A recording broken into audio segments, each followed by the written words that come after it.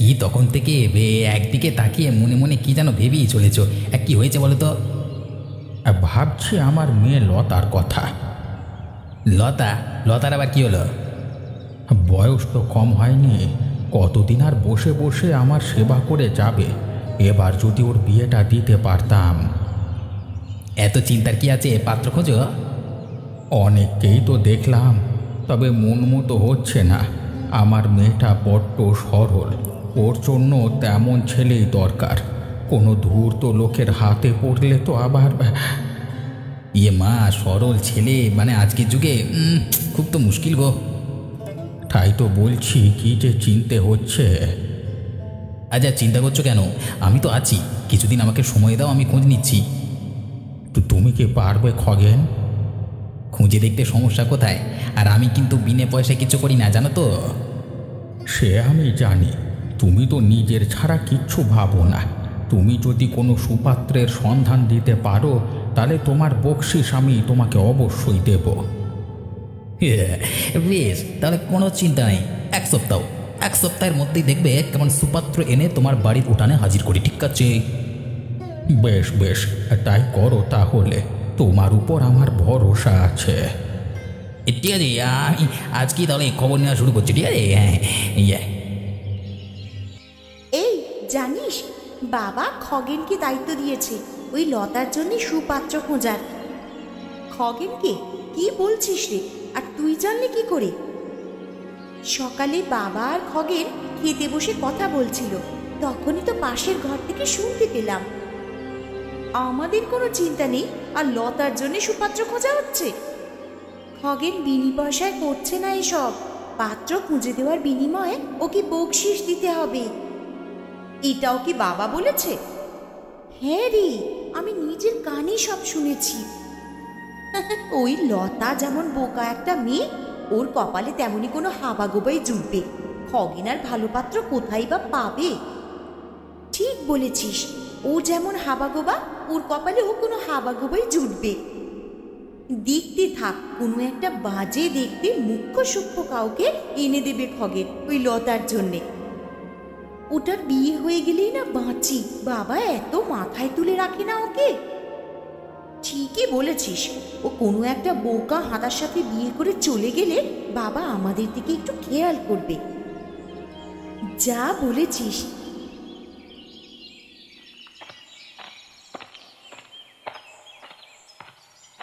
কি খগেন, কোথাও যাওয়া হচ্ছে?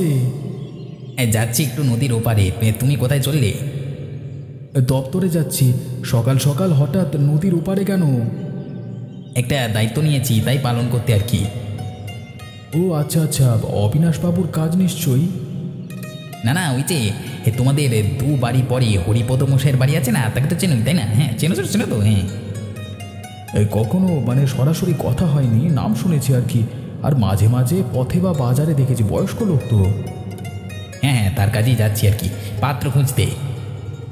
সে কি, তার জন্য পাত্র খুঁজতে যাচ্ছ মানে? কিসব বলো না গোপাল, তার জন্য দেখবো কেন?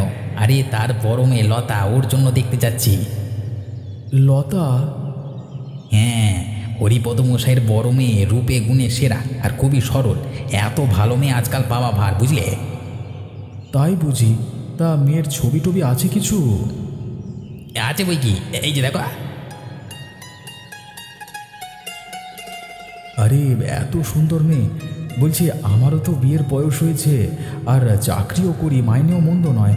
যদি এমন একটা মেয়ে মানে। আরে এমন মেয়ে কেন? তুমি যদি বলো, আমি ওর জন্যই তোমার সম্বন্ধের কথা বলতে পারি, বলো। সত্যি? তবে তাই করো না গো, তুমি মেয়ের বাবাকে গিয়ে আমার কথা বলো, কেমন? বেশ বেশ, তুমি তোমার ওই বদনখানার একটা ভালো ছবি দিও দেখি, আমি গিয়ে হরিপদ মশাইয়ের সাথে কথা বলবো, ঠিক আছে? ঠিক আছে, আজকেই দেবো। হ্যাঁ, বিকেলে আমার দপ্তরে এসো। ঠিক আছে, আসবো ঠিক আছে।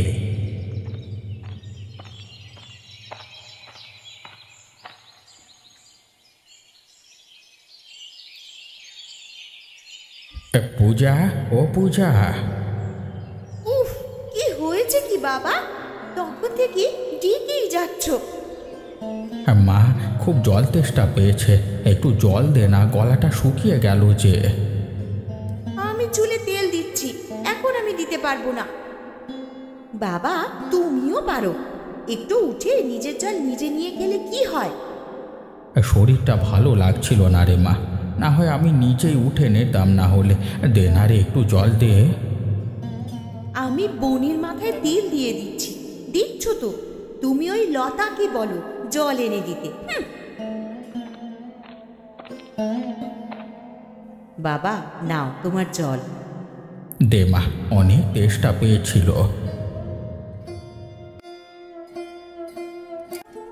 কতক্ষণ ধরে মানুষটা একটু জল চাইছে, তোরা একটু জল এনে দিতে পারলি না বোন? তুই এই যে এনে দিয়েছিস, হলো তো, আমাদের এখন আর জ্ঞান দিতে হবে না। তোর বিয়ে হয়ে গেলে আমার যে কি হবে। হ্যাঁ, তুই ঠিক তোর মায়ের মতো রে, আমার কত খেয়াল রাখিস। এভাবে বলো না বাবা, আমি কোথাও যাব না, আমি সারা জীবন তোমার কাছেই থাকবো। কি গো হরিপদ মশাই, কেমন আছো? আর বলো না, বয়স বাড়লে এই এক জ্বালা, শরীরটা এতটাই খারাপ থাকে সব সময়। আরে আমি এমন সংবাদ এনেছি যেটা শুনলে তোমার শরীর মন সব ভালো হয়ে যাবে, ঠিক আছে? তাই নাকি? বলো কি খবর? আরে আমাদের লতার জন্য একটা সুপাত্রের খোঁজ এনেছি, বুঝলে? হ্যাঁ বলো কি, হে সত্যি বলছো? হ্যাঁ গো, হ্যাঁ। বাহ, তো আর বলো, পাত্রকে কোথায় থাকে, কি করে? আরে বলছি, আগে একটু লতাকে ডাকো। বাবা আমায় ডাকলে? হ্যাঁ মা, এইদিকে আয়, তোর জন্য একটা ভালো পাত্রের সন্ধান করেছি, বুঝলি? আমার জন্যে? হ্যাঁ গো, ছেলে অপরিচিত কেউ নয়, নাম শুনবে নিশ্চয়ই, তোমাদের দুবারই পরই তার বাড়ি, মানে নাম হচ্ছে গোপাল। গোপাল? এ নাম শুনেছি, তবে এখন মনে পড়ছে না। আরে ছেলের নিজের বাড়ি আছে লক্ষণপুরে, ওর বাবার 3.5 বিঘে জমি আছে। যদিও সে মরে গেছে বেশ কয়েক বছর আগে, মানে বাবাটা আর কি, তাই এখন ওই জমি গোপালের নামে। বাহ, তাহলে তো খুব ভালো। ছেলে কাজকর্ম কি করে? আরে আমাদের অবিনাশবাবু আছেন না, আরে তার আটার কারখানার হিসেব রক্ষকের পদে নিয়োজিত আছে, মাসে 3,000 টাকা মাইনে।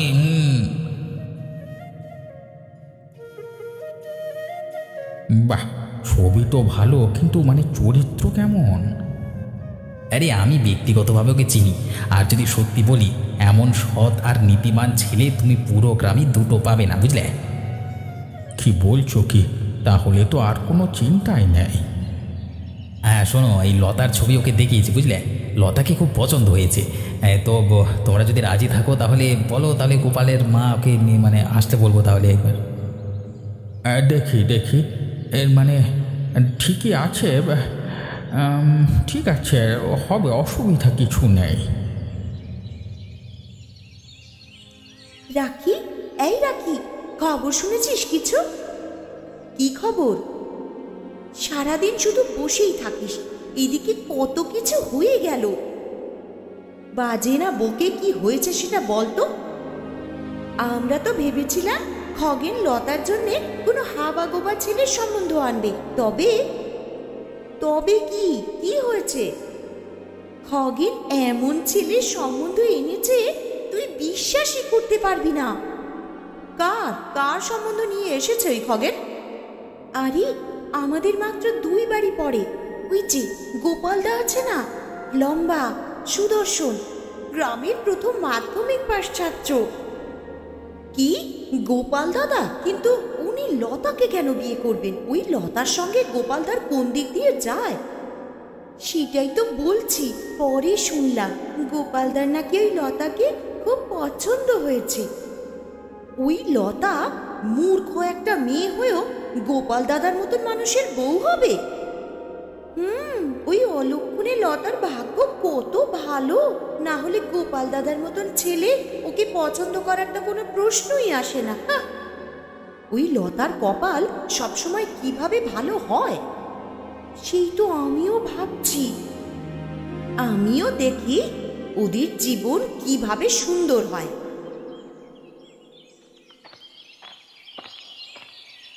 গোপাল না? আরে এসো এসো। কেমন আছেন বাবু?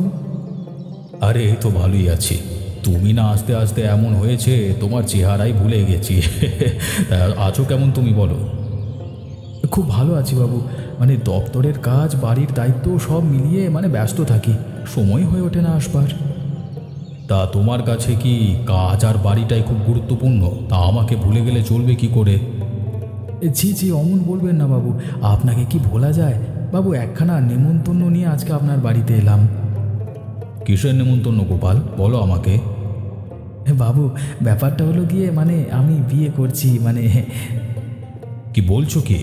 চমৎকার সংবাদ গোপাল, অনেক অনেক শুভকামনা। ধন্যবাদ বাবু। তা মেয়ে কোথায় থাকে? মেয়ের নাম লতা, আমাদের পাশের বাড়ির হরিপদবাবুর বড় মেয়ে। খগেন সম্বন্ধ ঠিক করে দিয়েছে আর কি। খগেন? বাহ, ভালো তো। অন্তত এই একবার খগেন খুব ভালো একটা কাজ করলো। বাবু এই 16 তারিখ আমাদের বিয়ের দিন ধার্য হয়েছে, আপনি যদি এসে আপনার পদধূলি দিতেন।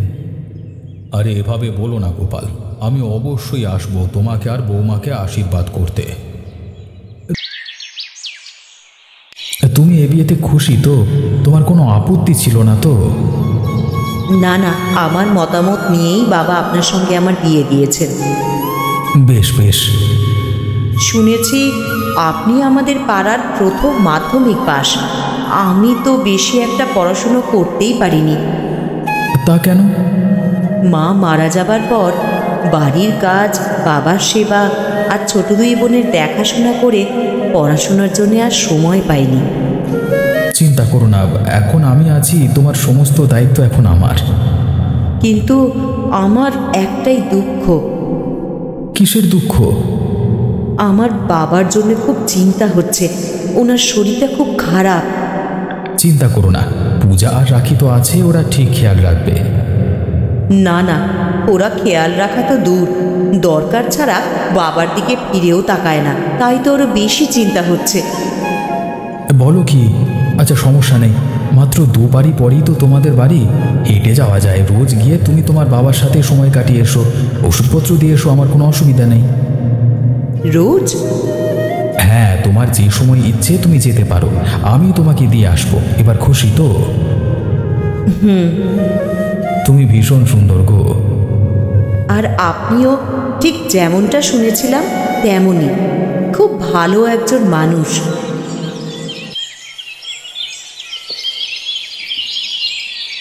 সে কি রে লতা, কাল মাত্র বিয়ে হলো আর আজ এখানে কি করছিস?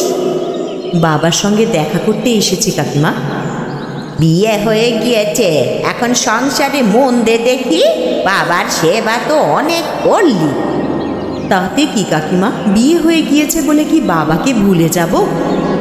সেটা বলছি না, তবে ঘন ঘন বাপের বাড়ি এলে আবার স্বামীর মন খারাপ করবে।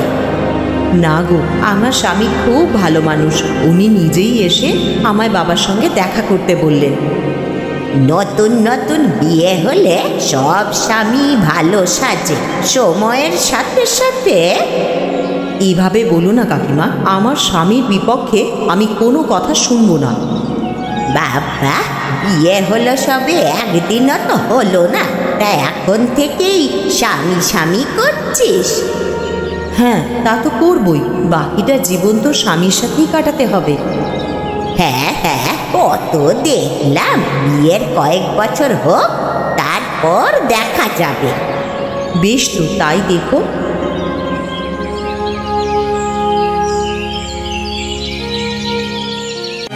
গোপালকে বিয়ে করে ওই মূর্খটার পাখা গজিয়ে উঠেছে। ওর ওই পাখা ভাঙতে হবে। কিন্তু কিভাবে ভাঙবে? ওর সুখের সংসারে এমন আগুন লাগাবো যে জল ফুরিয়ে যাবে, তবু সেই আগুন নেভানো যাবে না। কিন্তু তুমি করবেটা কি? কি ভাবছো তুমি বলো তো? তোরা শুধু আমার পক্ষে থাক আর দেখতে থাক, ওই লতা আর সোনা বুড়ির ছেলের সংসারে কিভাবে দাউ দাউ করে আগুন জ্বলে। বিয়ে যেহেতু আমি করিয়েছি, এ বিয়ে ভাঙলে আমার বদনাম হবে। না না, এ হতে দেওয়া যায় না। যাই গিয়ে অবিনাশ বাবুর সাহায্য নিই।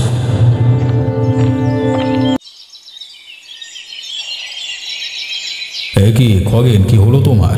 এভাবে ছুটতে ছুটতে আসছো যে, কোনো সমস্যা হয়েছে নাকি? বাবু, অনেক বড় সর্বনাশ হতে চলেছে, আপনার সাহায্যের খুব দরকার। কিন্তু কি হয়েছে কি? আপনি তো জানেন আমি নিজ দায়িত্বে গোপাল আর লতার বিয়ে করিয়েছি। হ্যাঁ, সে তো জানা কথা। লতার পাশের বাড়ির ওই যে বুড়ি, বেশ সে আর লতার দুই বোন রাখি আর পূজা মিলে মানে লতার সংসার ভাঙবার পরিকল্পনা করছে। কি, এসব তুমি জানলে কি করে? ওই বুড়িকে তো সবসময় কাকিমা বলে ডাকি, শুনেছিলাম তার নাকি শরীর খারাপ করেছে, তাই খোঁজ নিতে বাড়িতে গেছিলাম, সেখানেই শুনতে পেলাম সব।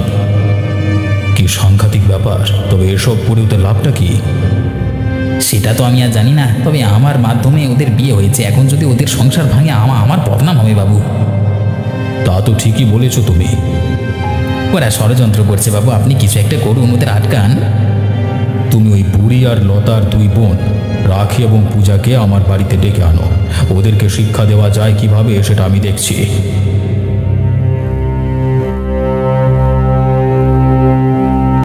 কি বুড়ি, এই বয়সে ষড়যন্ত্র করবার চেষ্টা চলছে নাকি? ষড়যন্ত্র ঠিক কিছু বুঝতে পারছি না বাবু। বুঝতে পারছো না নাকি বুঝেও না বুঝবার ভান করছো? আমরা কি করেছি বাবু? আমাদেরকে কেন ধরে আনা হয়েছে?